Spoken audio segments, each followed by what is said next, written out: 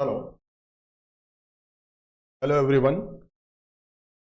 Hello everyone. Good morning and welcome to the Byju's exam prep, the most comprehensive preparation app for all the. नमस्कार आप सभी लोगों का Byju's exam prep में बहुत बहुत स्वागत है।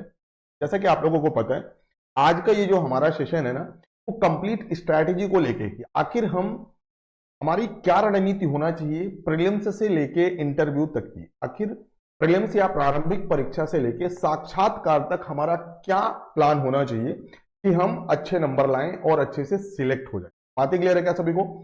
तो चलिए फिर आज के इस सेशन को शुरू करते हैं। सबसे पहला जो आपको ध्यान में रखना है, सबसे पहले प्रीलिम्स की बात कर ले। देखिए जो प्रीलिम्स है तो पैटर्न तो आप सभी लोगों को पता होगा कि दो पेपर होने वाले हैं, ठीक है ना। एक पेपर होगा जीएस पेपर और एक पेपर होगा सिविल सर्विस एप्टीट्यूड। ये दो पेपर होने वाले। कट ऑफ कहां से डिसाइड होगा? जो पहला पेपर होगा। ये सब चीजें तो आपको पता होगी, ठीक है ना। जीएस में कितने क्वेश्चन पूछे जाएंगे? 100 क्वेश्चन और एक क्वेश्चन 2 नंबर का, तो टोटल 200 नंबर का। सी सेट भी यहाँ पर आपको 100 क्वेश्चन मिलेंगे, एक क्वेश्चन 200 नंबर, 2 नंबर का मतलब टोटल 200। तो दोनों ही पेपर 200 नंबर के होने वाले हैं, ठीक है ना। एक इंपॉर्टेंट न्यूज आपको भी पता होगी कि नेगेटिव मार्किंग नहीं है एमपीपीएससी के प्रीलिम्स में, ठीक है ना। अब बातें करते हैं हमारी जो स्ट्रैटेजी होना चाहिए। तो सबसे पहले अगर मान के चलिए टोटल वैकेंसी है 500, तो प्रीलिम्स में कितने लोग सिलेक्ट होते हैं? 15 गुना। तो आपका टारगेट क्या होगा कि मुझे 7,500 लोगों में इंटर करना है, ठीक है ना। प्रीलिम्स के बाद आपको भी पता है कि पेपर होता है मेंस का। मेंस में कितने लोग सिलेक्ट होते हैं? 3 गुना। जितने भी पद हैं उसका 3 गुना लोग मेंस लिखते हैं, मतलब मेंस में सिलेक्ट होते हैं। तो अब यहां पर कितने लोग बचे? 1500। फाइनली इंटरव्यू कितने लोग देने वाले हैं? 1500 लोग। और सेलेक्ट कितने होंगे? 500। बात समझ में आई क्या? क्या बातें समझ में आई है? नहीं, अभी तक केवल हमने यहां पर एक जनरल ट्रेंड्स मैंने आपको बताया कि किस तरीके से प्रीलिम्स में सिलेक्शन होता है, कितने लोग सिलेक्ट होते हैं, वो सभी चीजें मैंने आपको यहां पर बताई, ठीक है। अब शुरू करते हैं कि आपकी स्ट्रैटेजी कैसे होना है। तो सबसे पहले जो स्ट्रैटेजी है ना, वो सब्जेक्ट को लेके होती है, सिलेबस को लेके होती है। सबसे पहले आपने सिलेबस देखना। सबसे पहले आप सभी लोगों को सिलेबस देखना, सिलेबस में कौन कौन से सब्जेक्ट है। तो अगर लमसम बात करेंगे ना, तो मोटे तौर पर मैं आपको बताऊं तो कौन कौन से सब्जेक्ट आपको मिलेंगे। एमपी जीके, पॉलिटी, ज्योग्राफी, आप लोग भूगोल बोलते हैं, ठीक है ना। एमपी जीके, पॉलिटी हो गई, ज्योग्राफी हो गया, साइंस हो गया, ठीक है ना, हिस्ट्री हो गया, इकोनॉमिक्स हो गया, ठीक है ना। तो ये सब्जेक्ट हमारे कहलाते हैं core subject. Science and tech, जिसमें आप लोग बात करते हैं कंप्यूटर की, इसी को दूसरा नाम दिया गया है इंफॉर्मेशन कम्युनिकेशन एंड टेक्नोलॉजी, ठीक है ना। ऑन एन एवरेज आपको इतने सब्जेक्ट पढ़ना है। ये वो सब्जेक्ट है जिन्हें आप लोग बोलते हैं कोर सब्जेक्ट। कोर सब्जेक्ट क्यों बोलते हैं? क्योंकि ये प्रीलिम्स में भी पूछे जाते हैं, प्रीलिम्स में भी पूछा जाता है और अच्छा खासा वेटेज होता है, और मेंस में भी पूछा जाता है। तो इन सब्जेक्ट को आपको प्री और मेंस के हिसाब से पढ़ना है। समझ में आ रही बातें? मतलब आपको इस तरीके से पढ़ना है कि प्रीलिम्स का भी कवर हो जाए और मेंस का भी कवर हो जाए। बात समझ में आ रही? हेलो ठीक है ना। तो इन सब्जेक्ट को हमें प्रीलिम्स और मेंस के हिसाब से पढ़ना है। क्यों? क्योंकि प्रीलिम्स और मेंस के बीच में ना मैक्सिमम 60 से 80 दिनों का फर्क होता है। तो इस 80 दिनों में ना अगर आपकी मेंस के हिसाब से इन सब्जेक्ट की तैयारी है, तो बचा हुआ सिलेबस ना 30% होता है, वो आप आराम से कर सकते हैं। जैसे बचे हुए सब्जेक्ट में कौन कौन से सब्जेक्ट आते हैं आपको बता दूं। जैसे एथिक्स है, बड़ा पोर्शन, हिंदी है, ठीक है ना, एचआरडी है, ह्यूमन रिसोर्स, ठीक है ना, फिर आपका हेल्थ है, सोशोलॉजी है। तो ये छोटे छोटे सब्जेक्ट हैं जिन्हें आप बड़े आराम से कर सकते हैं बाद में। अभी इनका प्रीलिम्स में कोई वेटेज नहीं है। तो जो सब्जेक्ट प्रीलिम्स और मेंस दोनों में पूछे आते हैं ना, तो आपकी स्ट्रेटेजी क्लियर होना चाहिए कि मुझे उनकी तैयारी प्री और मेंस के हिसाब से करना है। अब आपके दिमाग में एक प्रश्न होगा कि सर आखिर प्री और मेंस की तैयारी कैसे होती है। तो समझते हैं। सबसे पहले आप कोई भी टॉपिक उठाते हैं, मान के चलिए आपने टॉपिक उठाया प्रेसिडेंट, आपने टॉपिक उठाया प्रेसिडेंट। क्या करना है? सबसे पहले आपको सिंपली रीड करना है। आपने केवल पढ़ा एक बार, ठीक है ना।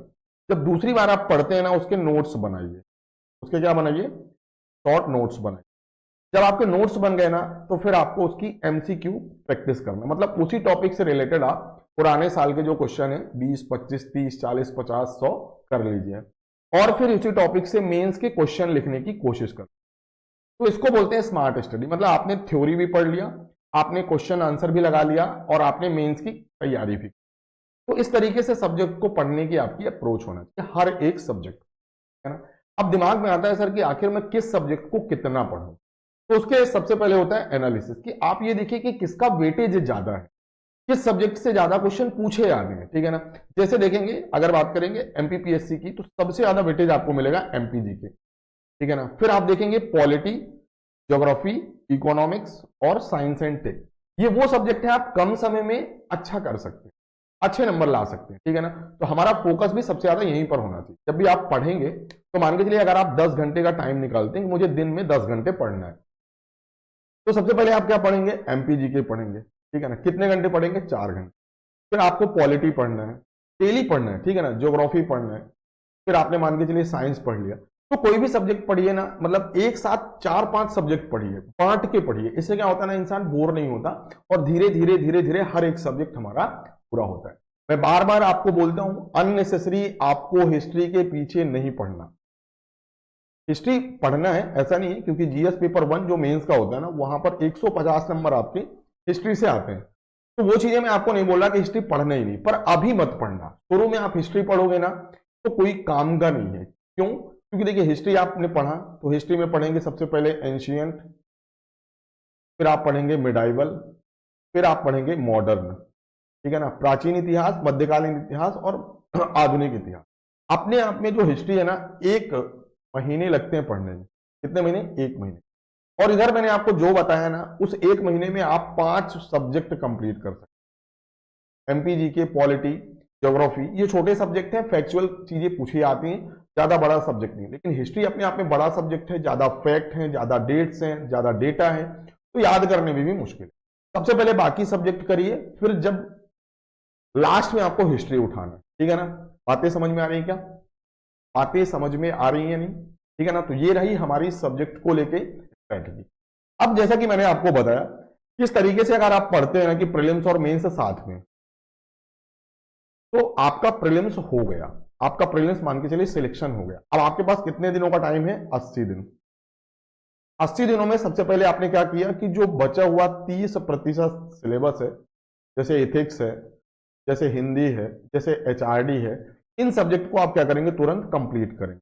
तुरंत कंप्लीट करेंगे विदिन 20 to 25 डेज। बहुत छोटे सब्जेक्ट होते हैं, जल्दी से आप कर सकते हैं, ठीक है ना। बीच बीच में हिंदी पढ़ते रहना, प्रीलिम्स के दौरान भी बीच बीच में हिंदी देखते रहना, क्योंकि अचानक से याद नहीं होगा, तो हिंदी पर मेन फोकस रहेगा, क्योंकि 200 नंबर का और हिंदी का लेवल भी बढ़ चुका है, ठीक है ना। तो इस 80 दिनों में सबसे पहले आपने क्या किया कि 20 से 25 दिनों में बचा हुआ सिलेबस कंप्लीट किया, और जो बचे हुए आपके पास 40 दिन है, कुछ नहीं करना, केवल और केवल राइटिंग प्रैक्टिस करना, स्पीड बनाना है, चीजों को याद करना है। अगर आपने इस तरीके से पढ़ाई की ना, तो यकीन मानिए मेंस में आपका सिलेक्शन, अगर मेंस में सिलेक्शन हो गया ना, मतलब मेंस में अगर आपने पूरा पेपर अटेम्प्ट कर लिया, हमेशा ऐसा देखा गया है, अगर पेपर पूरा अटेम्प्ट किया है आपने, और एमपीपीएससी में जो जीएस पेपर 3 है, इसे बोलते हैं त्रुप। त्रुप मतलब क्या होता है? जिसका जीएस पेपर 3 अच्छा गया है उसका सिलेक्शन हुआ है। क्यों? क्योंकि जीएस पेपर 3 में साइंस एंड टेक अपने आप में 300 नंबर का वेटेज है। इस 300 में आपको 40 नंबर के न्यूमेरिकल मिलेंगे। न्यूमेरिकल मतलब मैथमेटिक्स के क्वेश्चन मिलते हैं 40 नंबर, जो सॉलिड होते हैं, 40 में 40 मिलते हैं। बात समझ में आ रही है क्या? तो हमारा फोकस वहां पर ज्यादा होना चाहिए इसी सेट को लेकर। तो जीएस पेपर 3 या फिर पूरे के पूरे पेपर मिला के अगर आप 1400 में से, ठीक है ना, कितना अटेम्प्ट करते हो? टोटल 1350, तो बड़े आराम से आपका सिलेक्शन हो जाएगा। हैंड राइटिंग पर ध्यान देना है, चीजों को साफ सुथरा तरीके से लिखना है, और अगर आपने अच्छे से रिवाइज किया है ना, तो चीजें अच्छी होंगी। मेंस में आपका सिलेक्शन, अब मेंस में अगर आपका सिलेक्शन हो गया ना, तो इंटरव्यू कितने नंबर का होने वाला है? इंटरव्यू 175 नंबर का होने वाला। कितने नंबर का? 175। टोटल कितने का होता है? 1575। याद रखेंगे, सिलेक्शन होना और अच्छी पोस्ट मिलना तो अलग अलग बात है। आपको अच्छे नंबर अगर आपके मेंस में है, कितने नंबर मान के चलिए? 850। आपके कितने नंबर? आपने टोटल पेपर कितने का अटेम्प्ट किया? 1350। आपको मिले कितने मेंस में? 850। और इधर इंटरव्यू में भी आपको 140 मिल गए, 175, तो आपका काम बन गया, ठीक है ना। क्यों? ओवरऑल कितना हो जाएगा आपका? 990 नंबर। और ये 990 नंबर बहुत अच्छे नंबर होते हैं, बड़े आराम से आपको डीसी या डीएसपी की पोस्ट मिल। बातें समझ में आ रही है क्या? तो ये रही हमारी एक रणनीति। और मैं आपको बता दूं, इंटरव्यू में कोई भी बड़ी चीजें नहीं पूछी जाती हैं, बहुत ही सिंपल चीजें पूछी जाती हैं। ज्यादा जो चीजें होती है ना वो आपके हॉबी से संबंधित। तो आपको जो भी हॉबी बताइए ना, इतना सोच समझ के बताना है कि उससे संबंधित कुछ भी अगर पूछते हैं ना तो वो चीज आपकी गलत। तो ये रही हमारी प्रीलिम्स से लेके मेंस तक की पूरी रणनीति। आई होप आप लोगों को चीजें क्लियर हुई होंगी, चीजें समझ में आई होंगी, ठीक है ना। अब आपके दिमाग में अगर चल रहा है कि आखिर में तैयारी कैसे करूं, कहां से करूं, तो उसके लिए सबसे अच्छा प्लेटफॉर्म है हमारा बायजूस एग्जाम प्रेप। यहां पर आपको करंट अफेयर से लेके स्टैटिक जीके से लेके हर चीज के लिए यहां पर प्रैक्टिस करने का मौका मिलता है, ठीक है ना। मॉक टेस्ट के लिए यहां वहां भटकने की जरूरत नहीं है, आंसर राइटिंग के लिए भी यहां वहां भटकने की जरूरत नहीं है, क्योंकि यहां पर प्रीलिम्स की भी तैयारी होती है, फिर मेंस के लिए आंसर राइटिंग की प्रैक्टिस भी करवाई जाती है। और आंसर राइटिंग की प्रैक्टिस के साथ साथ अगर आप सिलेक्ट होते हैं तो मॉक इंटरव्यू भी ऑर्गेनाइज। तो आई होप आप लोगों को आज का सेशन अच्छा लगा है। और दूसरी बात, अगर आपने ऐसा मन बनाया है कि मुझे एमपीपीएससी करना है तो बिना विलंब के हुए आप बायजूस एग्जाम प्रेप के कोर्सेज को परचेज करिए और अपनी तैयारी को शुरू कर सकते हैं। Thank you class and wish you all the best.